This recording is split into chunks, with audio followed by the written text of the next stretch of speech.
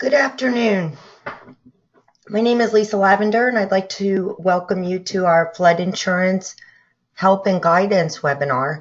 And at this time, I'd like to introduce you to Mike Carley, our presenter for this session.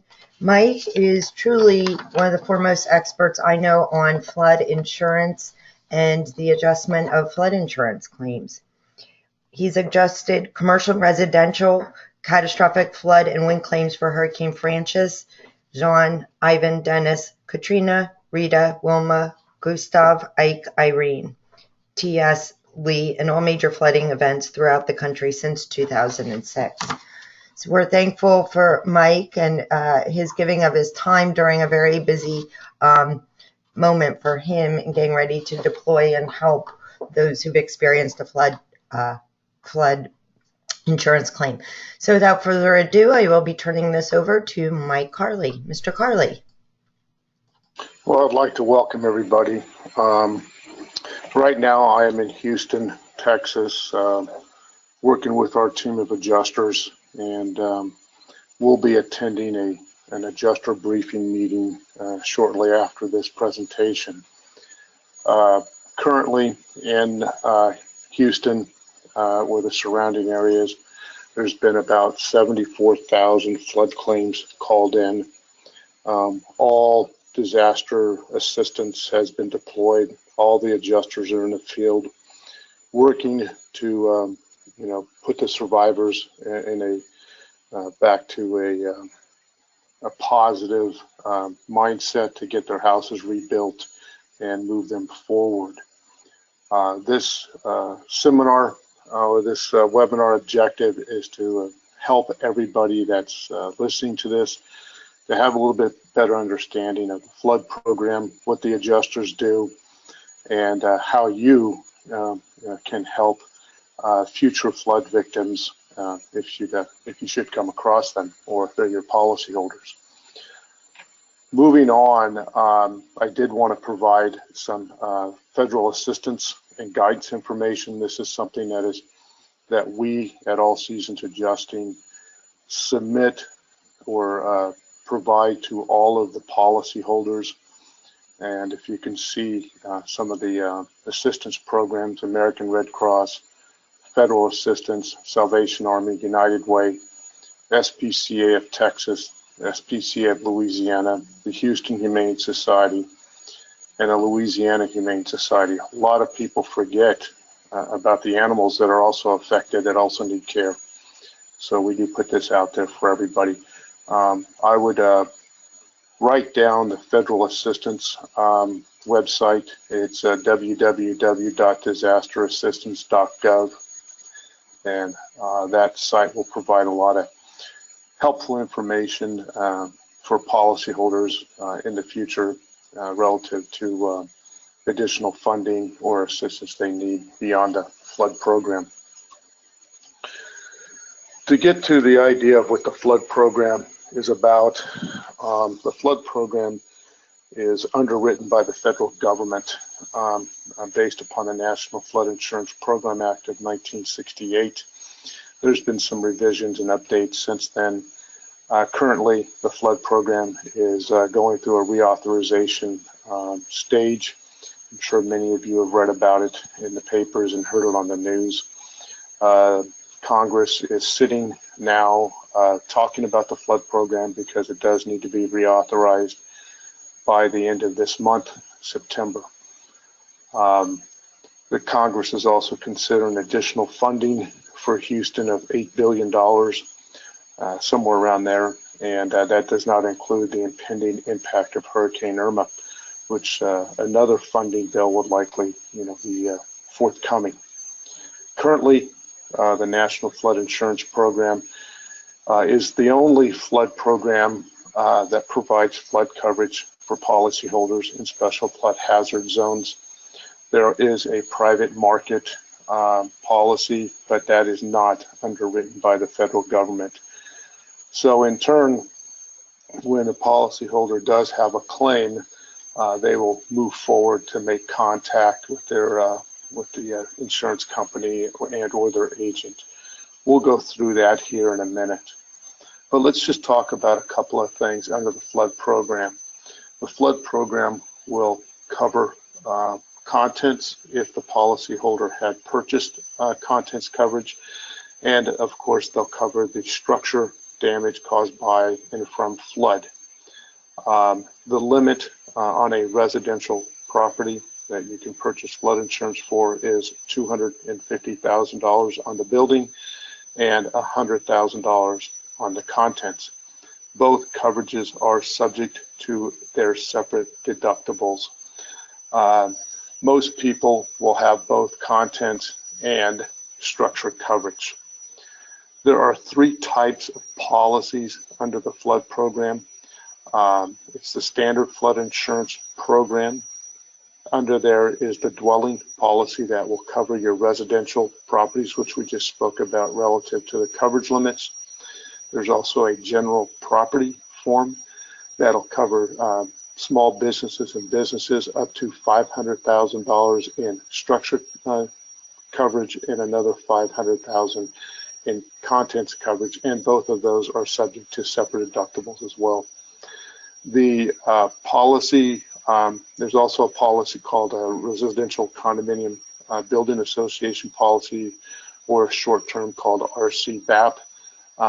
Many of you will not see those policies, and it's just a little bit variation of the dwelling and general policy, but we won't move into that.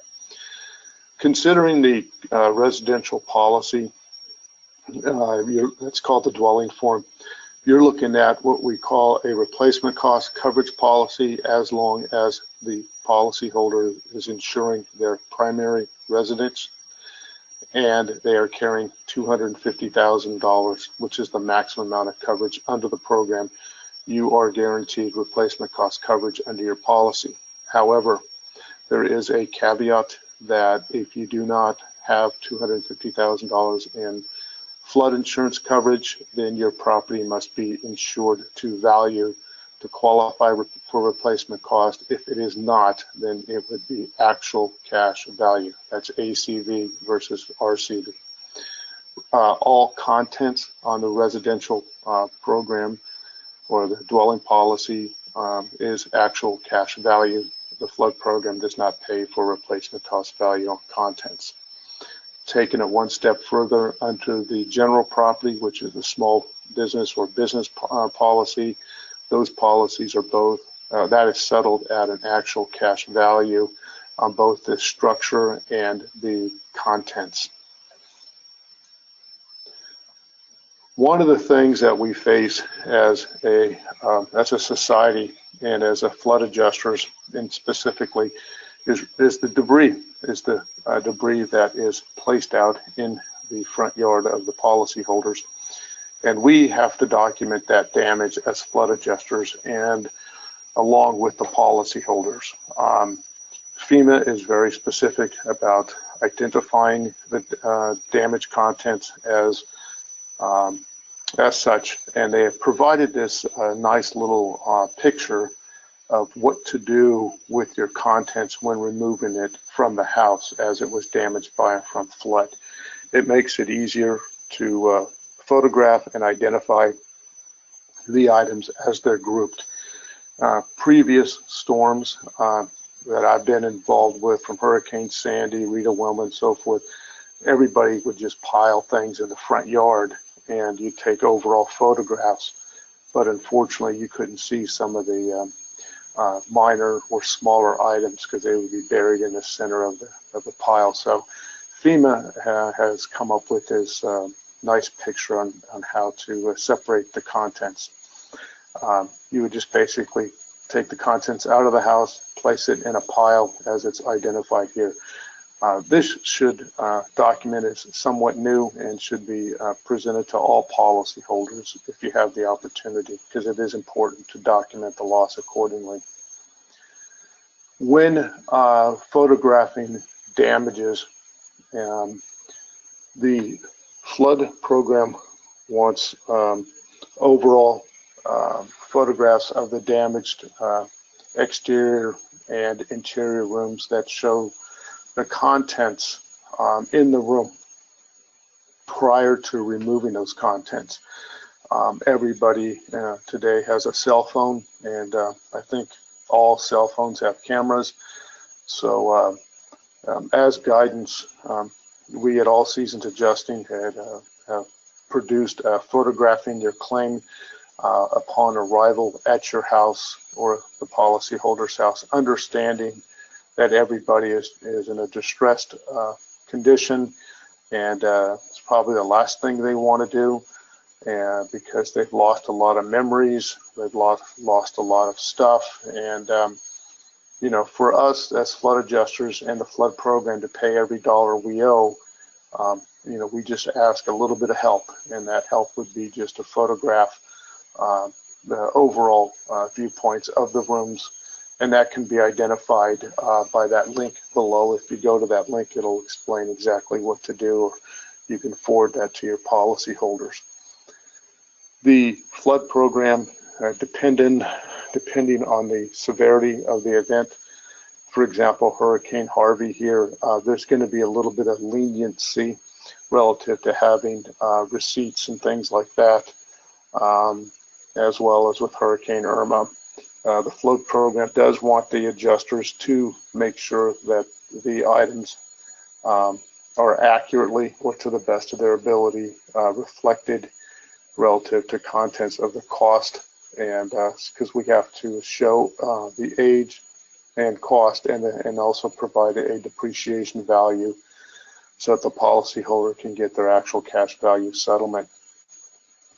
The photograph you see on the right there is actually a policyholder who was out on one of the islands in New Jersey during Hurricane Sandy, and he decided to stay, and that is a photograph of the tidal surge coming into his house. He's a lucky person to be alive. Excuse me.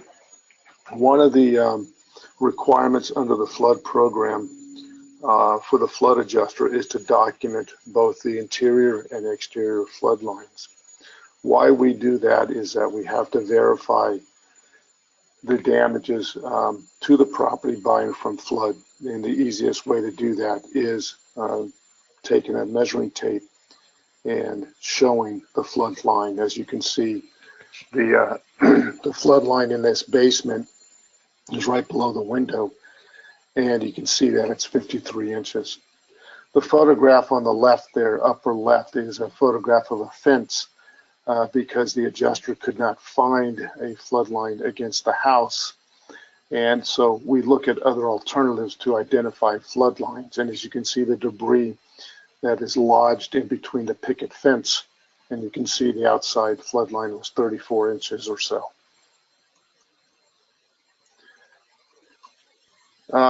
Excuse me.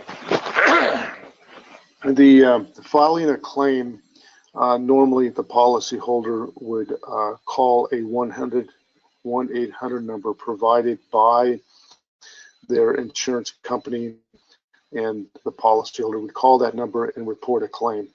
FEMA has now provided, if your policy is with the NFIP Direct or the Direct Servicing Agent, there is now a website that you can go to file a claim if you're a policyholder.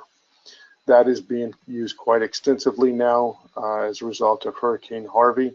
If you noticed this picture here, this is an actual photograph taken a few days ago of an area in Houston where it's still flooding. So once the claim is called in by the insured, the claim will be assigned by the third-party administrator or the insurance company directly to the adjusting company, which is like All Seasons Adjusting. What we do from there is we will set up the file in our claims management system so we can track it, as well as assign it to a FEMA authorized flood adjuster. From that standpoint, we ask that the FEMA authorized flood adjuster make contact with the policyholder within 24 to 48 hours, and then inspect the property as soon as it's safe, quote unquote, to do so. And from that standpoint, the authorized flood adjuster will inspect the property, and then he'll put together his claim documentation to be submitted to the adjusting company for quality control, and then also to the policyholder. Now, in Hurricane Harvey here, and it will happen in Hurricane Irma, the program has waived the proof of loss requirement, where normally under the flood program, the policyholder has up to 60 days to execute a signed proof of loss identifying the damages to their property. That proof of loss is normally provided to the policyholder by the authorized flood adjuster along with the adjuster's estimate. And then the adjuster and the policyholder review it together, and everybody is satisfied. The policyholder signs a proof of loss and sends it in, and then the adjuster will go ahead and bundle that signed document to their closing report and then submit it to us, and then we pass it on to the carrier for payment. In this particular event with Hurricane Harvey and Irma, they did waive the proof of loss on Hurricane Harvey. So what's that mean? That means it gets money out to the policyholders quicker, and in turn, the proof of loss does not need to be signed by the policyholder. The adjusters can do their estimates thoroughly after inspecting, and then get them uploaded to us for our review, and then from there make any necessary corrections, forward that estimate to the policyholder, and have a voice-to-voice phone call, and then from there submit the bundled closing report back to us so we can upload it to the client. Now, the client is what we call a WIO. A WIO is an insurance company. It's called the Write Your Own program, that the insurance companies are a participant under the FEMA flood program, the National Flood Insurance Program. Initially, the flood program was not reaching enough policyholders or prospective policyholders, so the government decided to bring in the insurance companies under a Write Your Own agreement to help expand the flood program. At one point, just after Hurricane Katrina, there was about 5.7 million flood policies, and as of today, there's a little less than 5 million. What normally happens with insurance companies is they cannot, or they do not service their flood policies. They subcontract that claim servicing and underwriting and agent training to what they call a third-party administrator. A third-party administrator would be a company with names such as Aon/National Flood Services. Another one would be Marsh, McClenaghan, Torrent. Another one would also be Bentech and also HP. Those are some of the third-party administrators that will service the insurance company's flood claims. There are a couple of insurance companies, Write Your Owns, that do self-service. In other words, they do not subcontract that out, they keep it in-house. And then you have the adjusting companies. They're independent insurance adjusting companies such as All Seasons Adjusting. With All Seasons Adjusting, we just specialize specifically in the flood space. We do not do wind claims or fire claims. We are specific to flood. And there are many other independent adjusting companies that work both wind and fire and flood. We just happen to stay in this lane and try to exceed at it as the best we can. When a policyholder has a claim, we spoke about it, they'll call the 800 number, and then once the claim is reported to either the TP or WYO, they set the claim up, and as we said earlier, they will assign it to the adjusting company. We did talk about the FEMA assistance numbers and also the website. It's something I would personally write this information down, because if your policyholders do experience a flood, this is some really good information for them to follow up on. One of the main things as an adjusting company that we continue to encourage our partners, the third-party administrators, is to, on the first call of notice from the insured, is to get the correct contact information. Too many times cell phones are out and contact information at home is out, and we as flood adjusters cannot get a hold of the insured for several days after they've called in their claim. So one of the important things is to please make sure if your policyholder has experienced a flood claim, you get the current and accurate contact information along with their email address. Sometimes we cannot contact people via phone, and so we will email them because a lot of people will go back to work after a few days and they will check their emails. It seems like everybody checks emails every single day and every single hour. So that's something that is important to consider.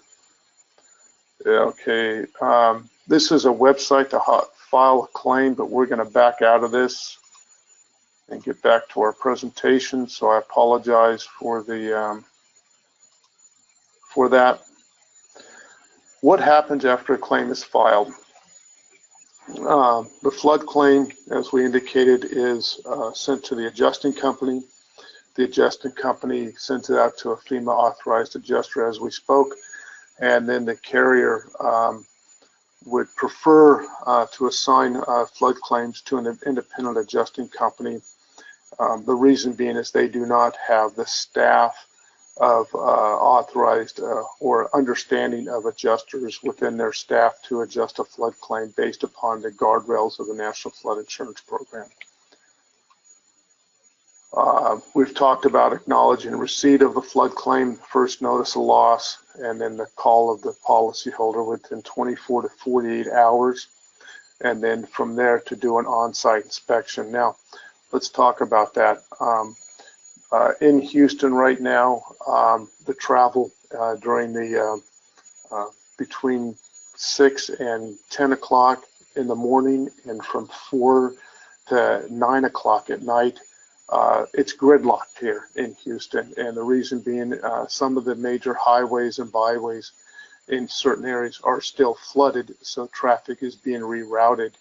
And it is taking excessive a long time to go 1.5 miles. Instances where adjusters for ASA have indicated to us that, you know, they were less than 2 miles from the house and it took them 2 hours just to get there because it's bumper to bumper traffic because of the road closures.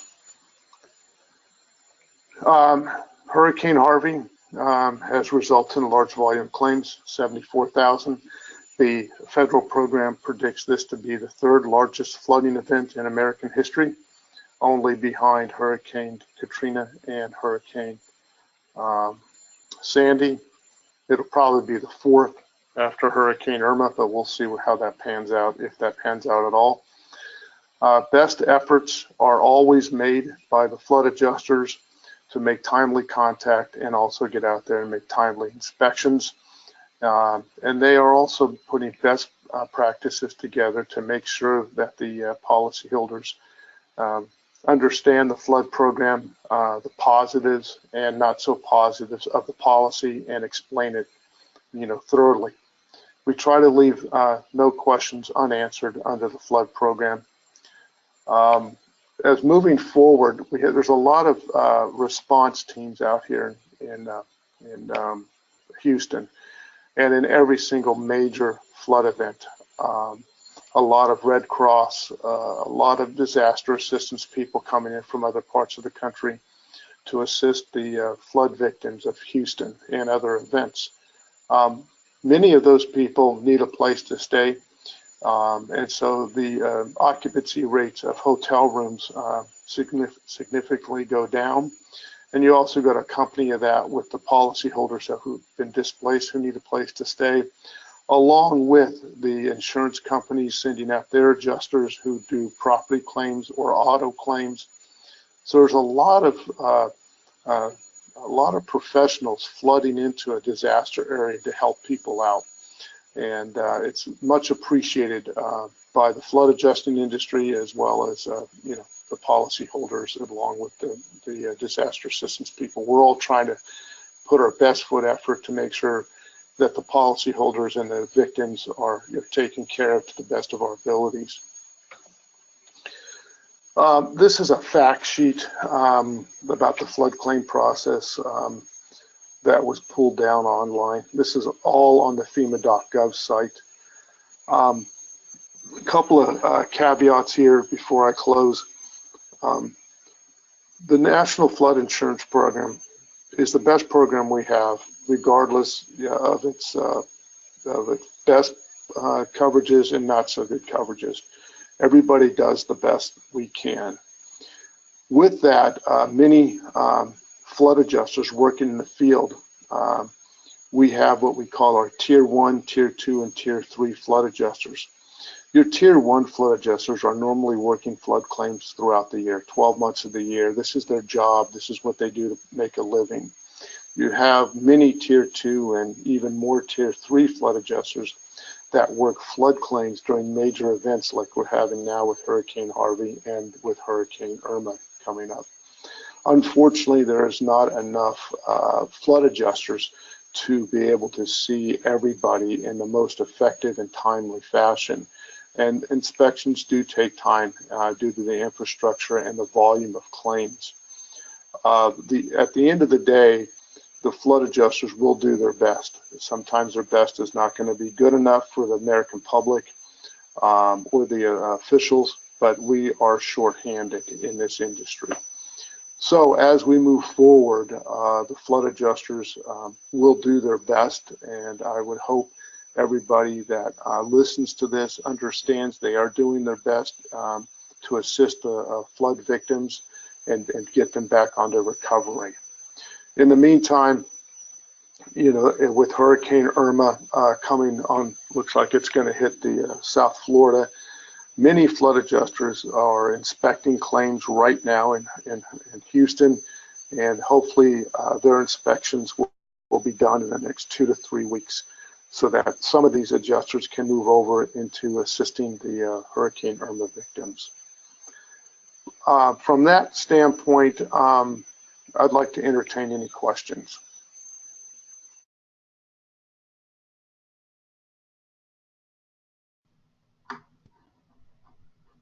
Thank you, Mike. I don't think we have any questions. That was a wonderful presentation that gives a lot of insight, and I think will bring a lot of peace of mind onto the current status and what people can expect. And I'd like to thank you for the work you and your adjusters are doing, and wish you a safe tour of duty as you process the flood claims. And also just thank you for giving of your time and expertise to everybody who watches this. If anybody has any questions that come afterwards or would like a hard copy of this presentation so that you have live links to work off of, you can email the Restoration Technical Institute at info@restorationtechnicalinstitute.com. Thank you all. And thank you, Mike. Do you have any closing comments, Mike? I do. Patience, being compassionate, and understanding of the policyholders and the flood victims, as well as the flood adjusters, goes a long way in our industry and in society. And that's one of the things that we are preaching, at least I am, to my adjusters, is to be safe, be compassionate, and be patient. And if we all take those words of advice, both on the side of the disaster assistance people, the flood adjusters, along with the policyholders and the flood victims, we'll all get this done in providing a positive flood claim experience for all involved. Absolutely. Thank you very much, Mike. Have a good afternoon, everybody.